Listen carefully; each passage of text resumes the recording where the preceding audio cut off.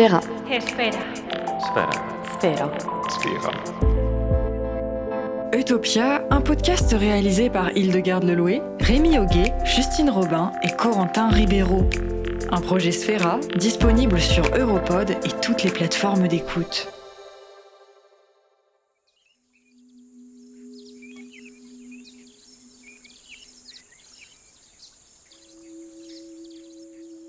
Bonjour à tous, ici Hildegarde. Dans l'épisode précédent, nous vous avons fait découvrir les enjeux de l'économie partagée et des monnaies locales au cœur des Alpes italiennes. Intéressons-nous maintenant à un sujet moins technique mais tout aussi vital, j'ai nommé la culture.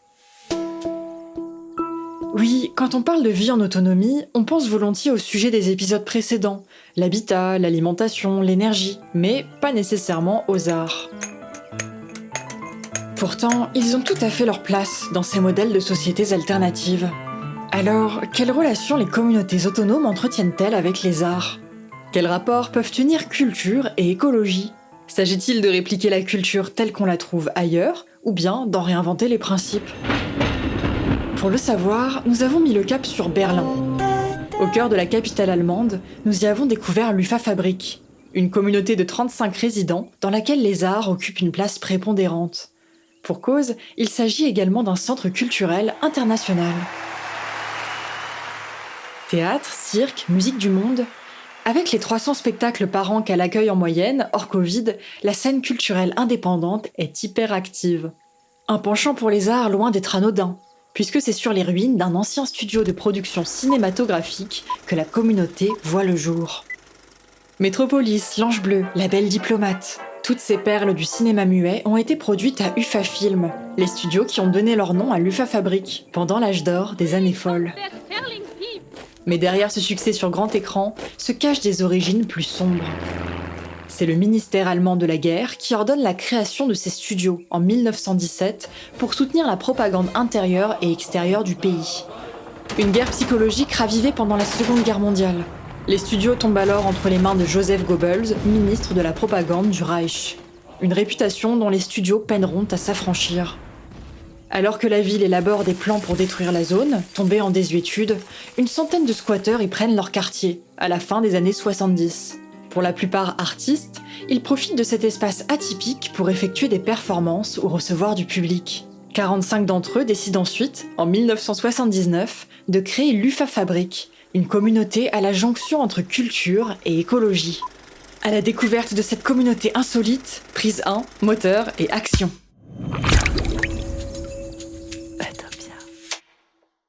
Théâtre, scène musicale, école de photographie, centre d'arts martiaux, boulangerie, café, école primaire. En arrivant à l'UFA-Fabrik, c'est tout un petit quartier berlinois que nous avons l'impression de découvrir. Pour cause, les quelques 18 000 mètres carrés des anciens studios de production fournissent un terrain de jeu monumental pour expérimenter la culture sous de nouvelles formes. L'UFA-Fabrik, visuellement, c'est une fleur de créativité dressée au milieu du bitume. De larges fresques murales, parées de 1000 couleurs, se disputent notre attention au milieu de ce poumon vert citadin où les arbres sont nombreux et les toits couronnés de végétation. Mais que trouve-t-on derrière la surface ? Pour en apprendre davantage sur l'histoire de cette communauté insolite, nous sommes partis à la rencontre de Mani, l'un de ses cofondateurs. En partie responsable de la programmation culturelle du lieu, il est aussi leader de Terra Brasilis, un groupe de percussion brésilienne sur lequel Rémi aura l'occasion de revenir. Nous rencontrons Mani, le regard mutin entre deux solos de tambour, dans son studio d'enregistrement situé au niveau des anciennes archives d'UFA Film.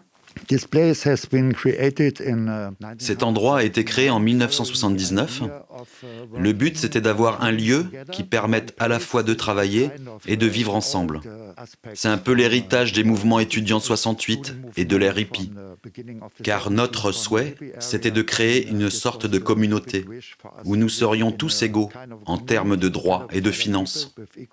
C'est ce que nous essayons de vivre, ou plutôt ce que nous vivons depuis 42 ans maintenant. 42 ans d'une histoire riche, où chaque victoire a fait l'objet d'une lutte avec la municipalité et l'État allemand. Et quoi de mieux que l'art, comme outil de militantisme ?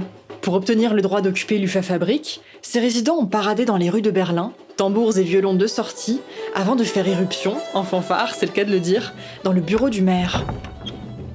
Une autre fois, c'est la porte du ministère des Affaires culturelles qu'ils ont enfoncée, à grand renfort de musique, pour faire valoir leur détermination. Des initiatives qui se sont révélées fructueuses, puisqu'ils ont obtenu la non-démolition du lieu et un contrat d'occupation, mais pour des périodes chaque fois très restreintes, et dans des conditions plutôt rudes. C'était une sorte de test du gouvernement pour voir si on pouvait survivre. Dans presque toutes les maisons, il n'y avait pas de chauffage. Donc, le premier hiver, nous avons eu beaucoup de travail pour équiper les lieux. Après nos 6 premiers mois d'occupation, on a obtenu un second contrat qui renouvelait notre présence pour 6 mois. Ce n'est qu'en 1986 qu'on a obtenu un contrat vraiment long, sur 33 ans. Et maintenant, on en est au deuxième, qu'on a obtenu en 2019 et qui court jusqu'en 2067. La culture, c'est donc une arme pour faire bouger les lignes, d'après Mani. Mais pas que. À l'UFA Fabrique, c'est aussi un outil pour créer des ponts entre les différentes nationalités. Un moyen de transcender les différences culturelles grâce à la culture, justement. Ce processus ambitieux a commencé par le développement d'une école de cirque. Le premier projet culturel qu'on a mené en autonomie, c'était le cirque d'UFA. Il se démarque totalement du cirque classique, car il est plus ou moins à la racine de ce que vous appelez aujourd'hui en France le cirque nouveau. Un type de cirque qui met l'accent sur la narration. On avait aussi construit nos propres chapiteaux. On a pu aller en tournée avec. Outre le cirque, la communauté met également un point d'honneur à accueillir de nombreuses comédies, stand-up, pièces de théâtre, en bref, de l'art vivant. Accompagné de 3 curateurs, Fridolin, le directeur de l'UFA Fabrique, régit la programmation culturelle du lieu, tout en s'assurant de sa stabilité financière. Un travail conséquent, puisque le terrain de jeu de l'UFA Fabrique, au sens littéral du terme, est énorme. Le centre ne comporte pas moins de 3 scènes intérieures, pouvant accueillir entre 80 et 270 fauteuils, et une extérieure, couverte, pour accueillir des événements estivaux. Pour faire tourner cette machine gigantesque, le département artistique emploie une 30aine d'employés. Fridolin nous explique ce fonctionnement. En fait, dans notre équipe, il y a 3 curateurs artistiques qui s'occupent du programme, chacun avec leur spécialisation. Ça veut dire qu'ils décident de quels artistes vont se produire ici. Notre projet, c'était d'avoir un programme interdisciplinaire dans le domaine des arts de la scène. On propose du théâtre, du cirque, de la comédie, de la musique, des cours pour enfants comme de la danse ou différents arts de la scène. Mais la diversité, ce n'est pas le seul point qui caractérise le programme de l'UFA Fabrique. La culture y revêt également une dimension éminemment sociale. Le but, ce n'est pas de produire uniquement des artistes déjà connus, mais de faire émerger de nouveaux talents. Pour ça, les artistes en résidence bénéficient de tarifs avantageux, avec un hébergement adapté à leurs revenus. Ces artistes cohabitent avec les membres permanents de la communauté. Ils sont également invités à revenir plusieurs années de suite afin de fidéliser leur public. C'est du gagnant-gagnant en fait. Mais la mission de l'UFA Fabrique va plus loin que cette question de visibilité. Mani nous explique qu'elle endosse une véritable mission de formation. Oui, la culture, on peut aussi la comprendre au sens d'éducation. Une définition qui concorde avec la philosophie du centre culturel qui vise à échanger des connaissances par-delà les frontières. Dans cette idée, Mani nous partage un projet culturel phare de l'UFA Fabrique. On a mené un projet sur 3 ans avec ces 4 pays différents, la France, la Tanzanie, le Cambodge et l'Allemagne. Ça s'appelait la Flying Circus Academy.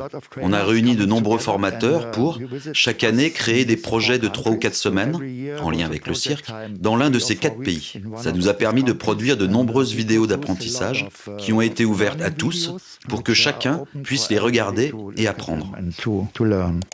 Une volonté de rendre l'art accessible à tous, qui se perpétue aussi dans la relation qu'entretient l'UFA Fabrique avec son public. Tapani, l'un des 3 curateurs artistiques, un sourire sous ses lunettes rondes, nous explique comment le centre culturel entend promouvoir un art accessible à tous. Le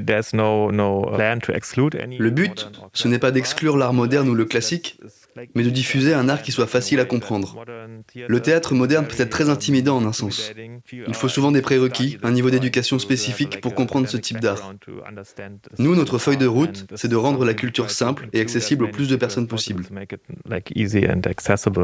Alors, si l'art mis en avant par l'UFA Fabrique rompt avec les classiques, à quelle forme d'art faisons-nous face exactement ?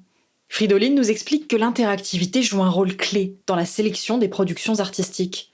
Par exemple, le théâtre d'improvisation et les soirées de chant nocturne, où le voisinage se réunit pour chanter avec des artistes sous la lune, encouragent les spectateurs à interagir avec la scène, à devenir partie prenante du spectacle. Et concrètement, cette volonté de donner aux spectateurs un rôle actif, elle se ressent aussi dans la configuration des salles. C'est ce que nous explique Tapani en nous guidant au travers les différentes scènes qui composent ce gigantesque complexe aux allures de labyrinthe. Nous débarquons dans les reliefs d'un ancien cinéma, en plein préparatif. On constate que chaque scène est agencée de façon à permettre la plus grande diversité d'usages possible. Entre deux gesticulations de techniciens, on aperçoit par exemple une structure spéciale, offrant des points d'accroche pour des trapèzes, des cordes, tout le matériel nécessaire aux spectacles aériens. Dans la plus grande, les fauteuils des spectateurs sont amovibles, ce qui permet de les réarranger à l'envie.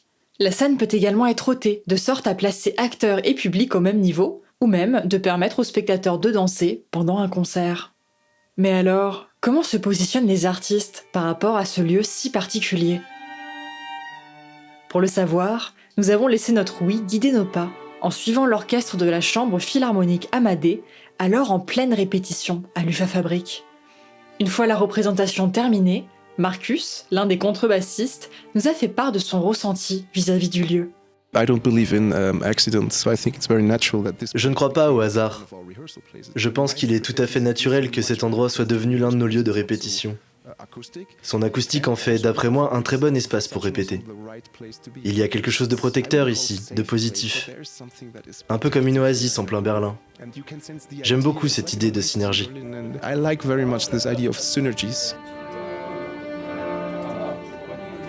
Maintenant que nous comprenons mieux la vision artistique de cet endroit visité par plus de 200 000 visiteurs par an, concentrons-nous sur notre micro-société, celle qui fait vivre au quotidien cet espace. Si certaines communautés autonomes sont accusées, souvent à tort, de vivre en autarcie, l'UFA Fabrique ne peut faire l'objet d'un tel jugement, au vu du réseau international et interculturel dans lequel elle baigne. Toutefois, les 35 résidents de la communauté vivent selon leur propre système, en marge du centre culturel. Nous avons des séances plénières où on se retrouve tous les mois pour discuter de nos affaires. Ensuite, on décide selon le principe de consensus. Celui que vous venez d'entendre, c'est Werner. Le cheveu argenté et le sourire espiègle, ce résident de l'UFA Fabrique, présent depuis 35 ans, est responsable du département technique, notamment de tout ce qui concerne l'écologie. Avant de rentrer dans le vert du sujet, il prend le temps de nous dévoiler le fonctionnement de la communauté. Notamment en matière d'éducation. On y revient. Le regard pétillant, Werner nous ouvre les portes de l'école primaire alternative de l'UFA Fabrique, baptisée Free School. Une école libre où les enfants se livrent à des activités variées dans une cour de récréation atypique comportant une petite ferme. Des poneys et des poules pour éveiller la sensibilité des enfants à la vie animale. C'est une free school, une école libre. Ça signifie qu'ils n'ont pas classe dans le sens traditionnel du terme. Ils n'ont pas de notes ni d'emploi du temps. Ils doivent vouloir apprendre quelque chose, puis chercher l'aide d'un professeur. Ils s'organisent par eux-mêmes, donc ils deviennent forts et savent ce qu'ils veulent. La notion de communauté permet donc de redéfinir les frontières de l'éducation classique. Mais pas que. Parmi ces autres valeurs cardinales, on retrouve aussi l'écologie. Werner nous emmène justement en excursion sur les toits de l'UFA Fabrique, un havre de verdure à ciel ouvert. Ici, on est sur le toit végétal, qui fait environ 5000 m² et qu'on utilise pour la climatisation. Les plantes absorbent la chaleur alentour et avec cette énergie, elles évaporent de l'eau. Ça leur permet de rafraîchir l'espace. Le toit filtre aussi les impuretés et la pollution de l'air, à raison d'à peu près 500 grammes de poussière par an. Un toit vivant qui sert aussi à accueillir de nombreuses plantations. Ici, devant vous, vous voyez quelques plantations. Je les appelle le calendrier floral des insectes. Un calendrier parce qu'il y a 12 plants pour les 12 mois de l'année. Sur chaque plant, il y a un végétal qui fleurit uniquement pendant un mois spécifique de l'année, entre janvier et décembre.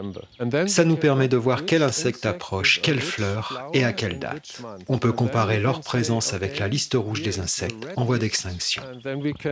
Si on en voit, on peut dire à la municipalité « Ok Berlin, l'année prochaine, il faudra planter ce type de plante à tel moment pour offrir un nouveau lieu de vie à des insectes en danger. »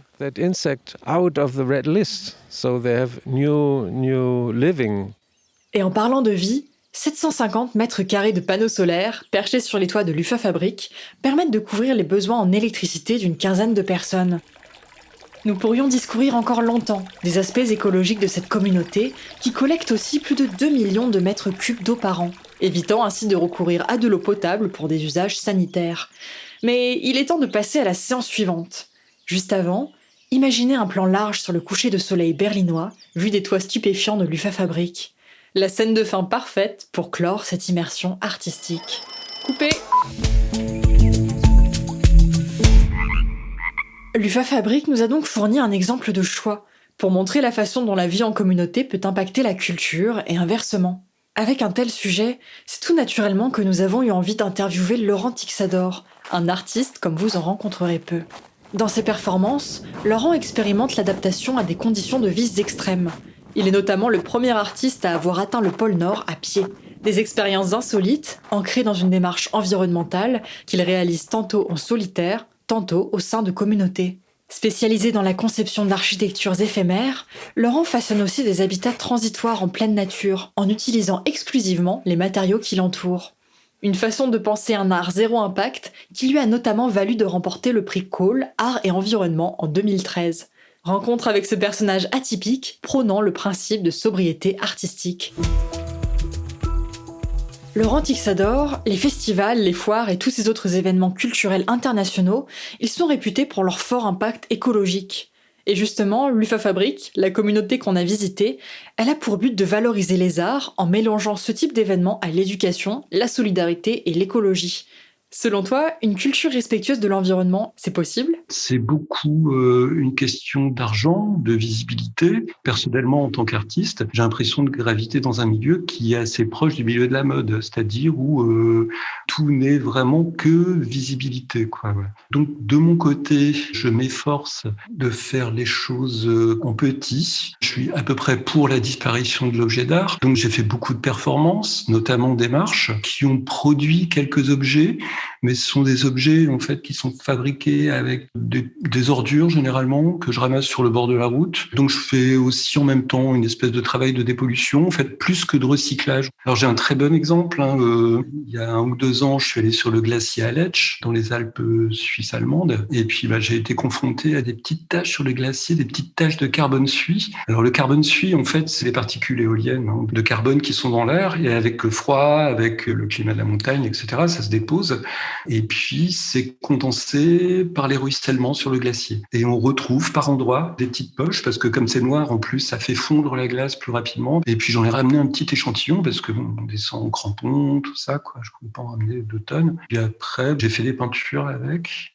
Tu évoques une performance en zone montagneuse. Le déplacement, le nomadisme, c'est quelque chose d'important pour toi ? Alors, c'est pas tant pour le déplacement, en fait. C'est surtout pour se mettre dans une situation qui est une situation complètement inconnue. Et j'avais tenté une autre expérience aussi assez extrême, c'était de partir entièrement nu en forêt. C'est évidemment extrêmement dur parce qu'en plus c'était au printemps, il n'y avait rien à manger dans la forêt, donc on me nourrissait comme un animal. Enfin, c'est-à-dire qu'on m'accrochait de la nourriture à un arbre et j'allais chercher cette nourriture.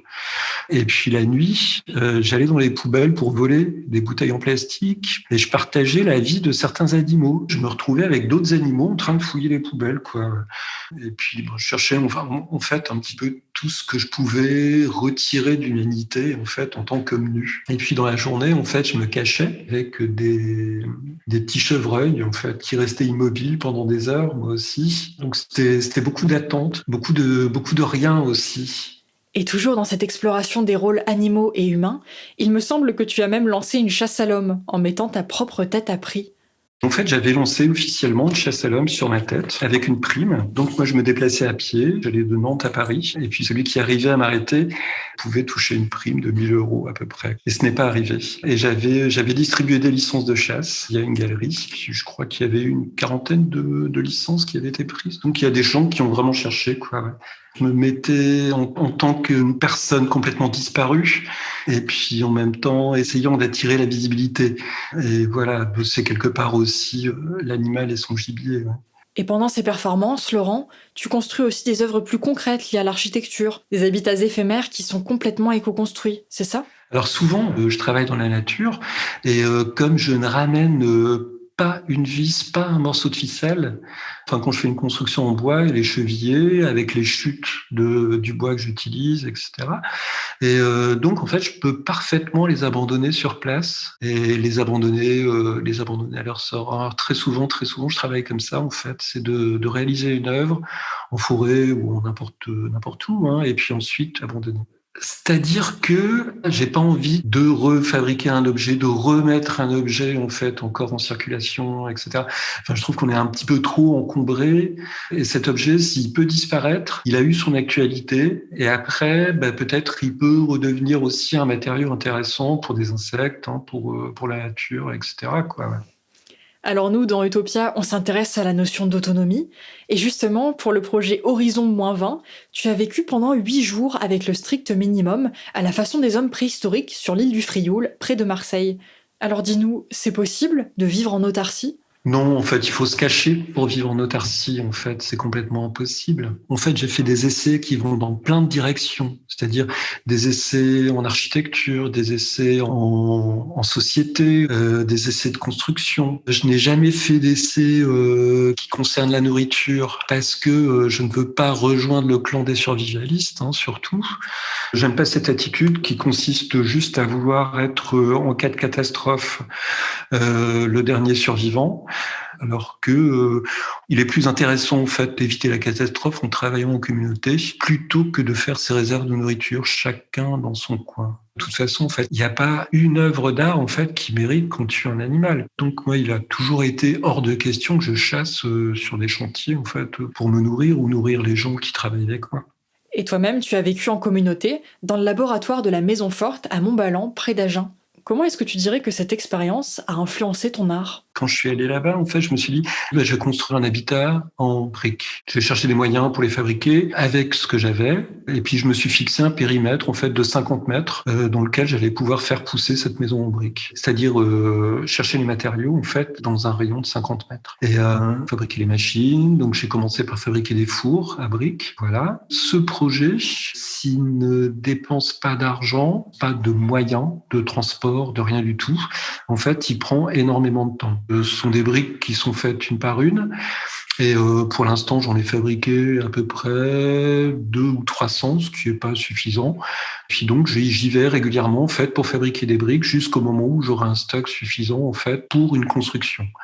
Et puis entre-temps, j'ai aussi trouvé le moyen de fabriquer moi-même mon ciment, puisque c'est une région calcaire et que en brûlant le calcaire dans les fours, en fait, j'arrive à faire de la chaux en fait, qui me sert à faire mon ciment.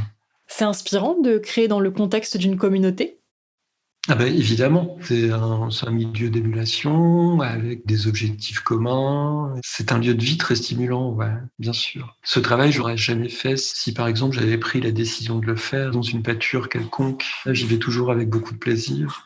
Je parlerai pas d'inspiration, je parlerai de travail en commun, en fait. Quelque part aussi de communauté d'esprit et tout ça. Et puis voilà, de lieux de discussion. Mais je pourrais te reciter une autre pièce où on m'avait confié un petit bosquet qui faisait l'objet d'un projet immobilier qui allait être complètement rasé. Donc j'ai lancé sur Facebook un projet, en fait, de venir me rejoindre dans ce bosquet tel jour. Et puis le soir même, on dormirait là. Et ensuite, on ferait évoluer notre habitation pendant 1 mois. Et voilà ce qu'on a fait. Donc je me suis retrouvé avec une quinzaine de personnes que pour la plupart je connaissais pas. Et puis on a dormi là, on a commencé à construire. Au bout de 15 jours déjà, en fait, on avait un truc complètement habitable et on avait aussi créé une société et une communauté, quoi. Ouais. Et donc ça allait de pair avec l'urbanisme.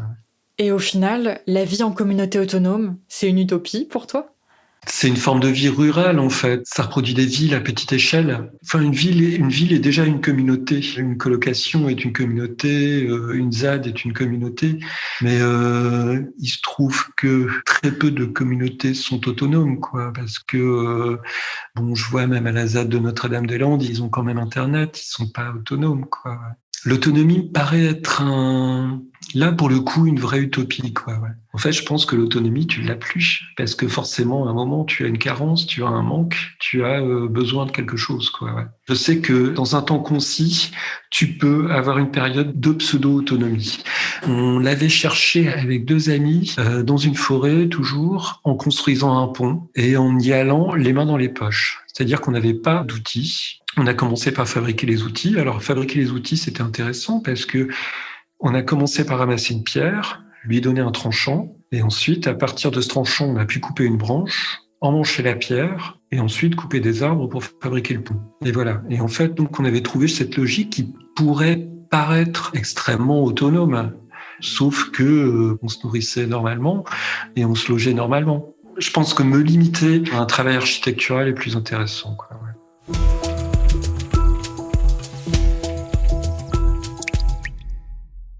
Vous l'avez entendu au travers de l'interview de Laurent Tixador, l'art n'est jamais dépourvu d'un certain rapport à la sociabilité, à la communauté. Justine, en tant qu'anthropologue de l'équipe, tu as choisi de t'intéresser à ce que nos interactions et nos conversations révèlent de nous et de notre rapport à l'art, en particulier lorsque nous visitons une exposition. Pourquoi ? Parce que l'art permet aussi de créer du sens au sein d'une communauté de personnes. D'après le philosophe Gilles Deleuze, c'est au travers du regard du spectateur que les œuvres d'art, notamment les peintures, prennent tout leur sens.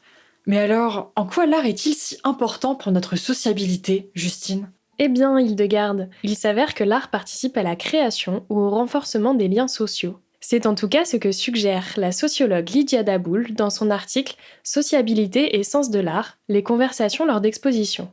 Alors, tenez-vous prêts, je vous emmène avec elle dans les coulisses des expositions d'art.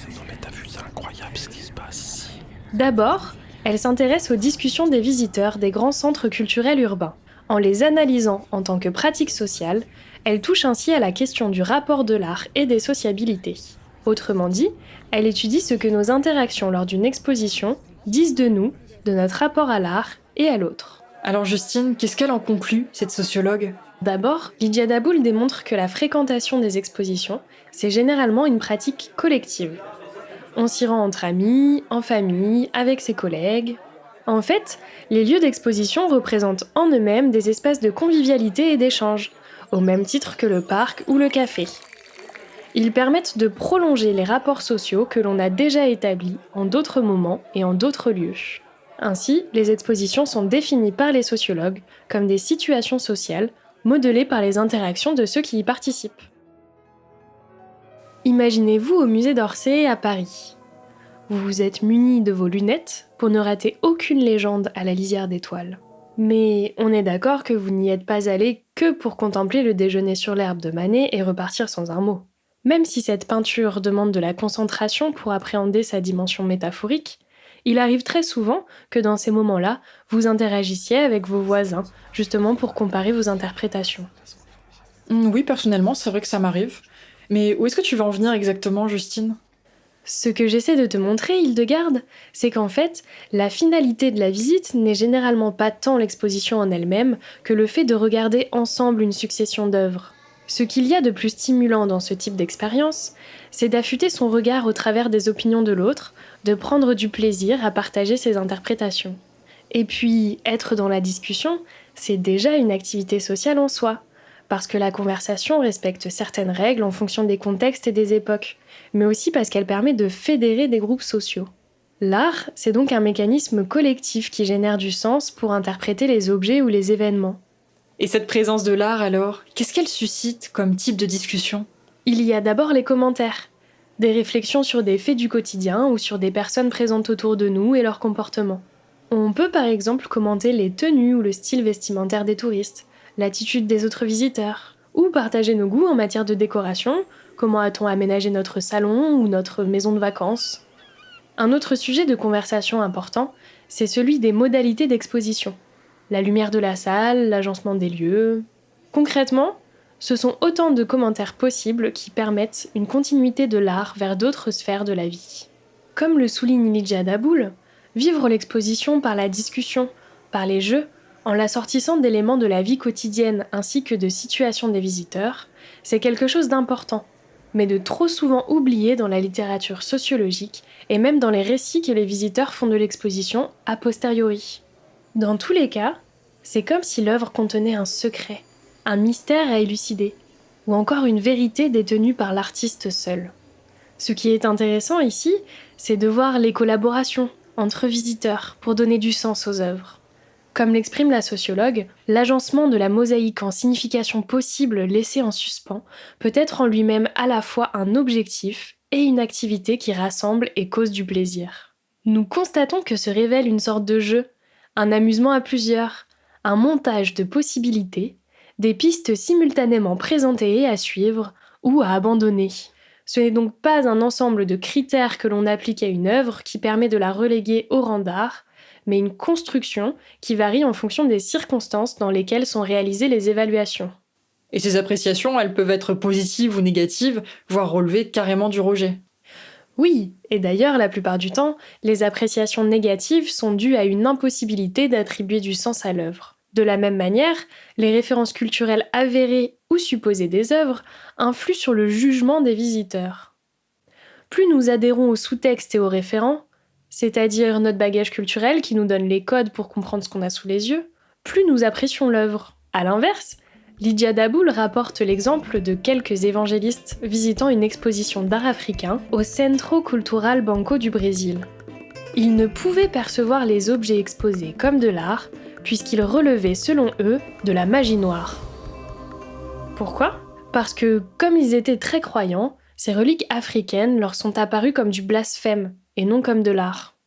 Bref, vous l'aurez compris, assister à une exposition d'art relève d'une pratique sociale complexe. Ainsi, les lieux comme l'UFA Fabrique ne proposent pas uniquement des performances que l'on contemple. La promotion de l'art, sous toutes ses formes, offre aussi des lieux d'échange et de rencontres. Des lieux où il est possible d'apprendre à se connaître et construire un socle commun de références et de valeurs. Puisque parler d'art, c'est aussi parler de la vie et du monde. Et vous, que faites-vous face à une œuvre d'art ?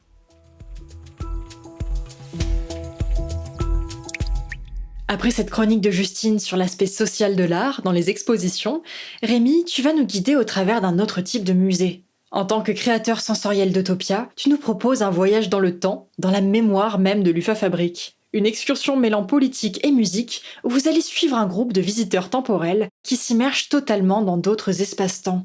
Alors accrochez vos ceintures, car vous allez en voir de toutes les époques. Bonjour à toutes et à tous. Bienvenue au musée temporel de l'UFA Fabrique, le musée qui fait voyager dans le temps. Je m'appelle Rémi et je serai votre guide temporel pour cette visite. Avec moi, vous allez pouvoir revivre les moments forts de Terra Brasilis, ce célèbre groupe de percussion brésilienne né dans cette communauté allemande en 1988. Alors, en quoi a-t-il marqué l'histoire de la guerre froide et accompagné différentes luttes politiques majeures ? Je vais vous l'expliquer au travers de sauts dans le passé. Grâce à un dispositif dernier cri, combinant son et image, vous allez vous retrouver immergé dans une scène passée de façon à pouvoir la vivre. Bien, nous allons pouvoir pénétrer dans la première salle. Passez par le portail interdimensionnel bleu s'il vous plaît. Vous voici au square rouge de Moscou, la place centrale du régime soviétique en mai 1989. Vous pouvez y apprécier un concert de Terra Brasilis face au Kremlin. Une représentation chargée de sens, puisqu'il s'agit du tout premier concert donné par un groupe occidental sur ce lieu, depuis la division entre blocs Est et Ouest. Petite anecdote, les autorités russes n'ont prévenu le groupe qu'il était invité à jouer que 30 minutes avant la représentation. Une belle pagaille. Mais que fait le groupe à Moscou, me demanderez-vous ? Il fait partie de la Mir Caravane, la caravane de la paix en français. Cette caravane de la paix, c'est un ensemble d'artistes de tout type. Clowns, musiciens, acrobates. Ils ont voyagé en Europe, de Moscou à Paris, en passant entre autres par Prague, Berlin ou Copenhague. La Mir Caravane, c'est 200 artistes et techniciens, 5 chapiteaux, 600 représentations. Attention monsieur, vous avez fait tomber votre mouchoir. Où j'en étais ?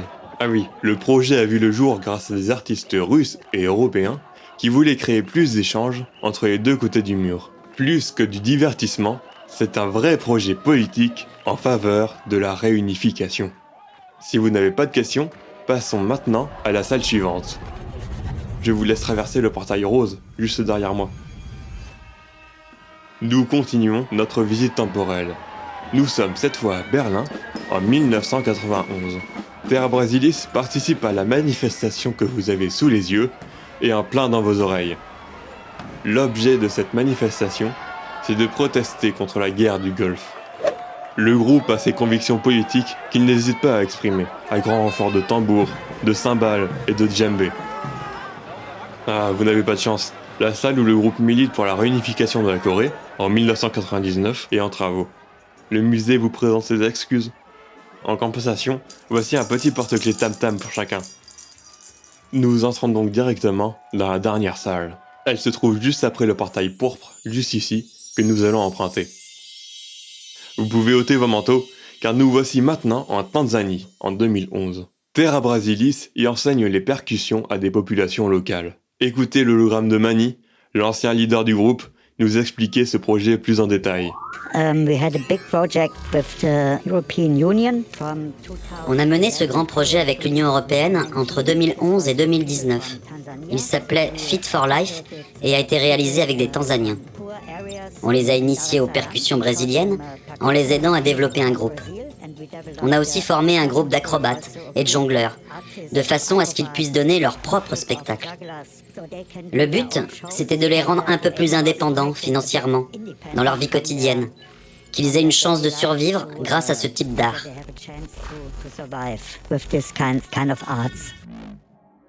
Je vous invite maintenant à emprunter le portail orange du Sissi. N'oubliez pas vos manteaux.